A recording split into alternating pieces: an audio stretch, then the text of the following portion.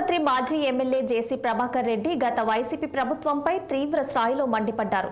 YCP హయాంలో బస్సుల కొనుగోలు విషయంలో తమను దొంగలంటూ జైలుకు పంపారని ఆవేదన వ్యక్తం చేశారు. తన బస్సులపై తప్పుడు కేసులు నమోదు చేశారని ఆగ్రహం వ్యక్తం చేశారు. BN3 వాహనాలు అమ్మిన వారు, రిజిస్ట్రేషన్ చేసిన వారు ఇంటికి పోయారన్నారు. 10 రోజుల్లో తనకు న్యాయం జరగాలని, లేదంటే తన కుమారుడు, కోడలు SP కార్యాలయం ముందు నిరాహార దీక్ష చేస్తారని వెల్లడించారు.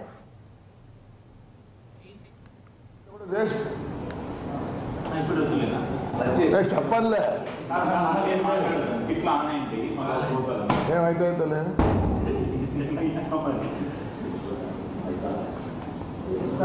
ఇప్పుడు ఎవరికి భయపడాల్సిన పని లేకుండా వచ్చింది. ఎవరికి భయపడాల్సిన పని లే.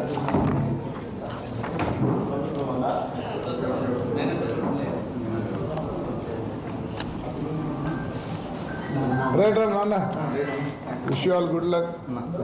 అందరితో ఉండి పిల్లు దెన్ యూ విల్ ఇంప్రూవ్.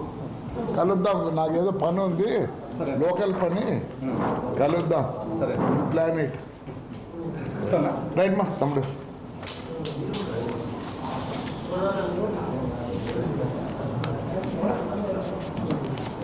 ఏం పని నీకు?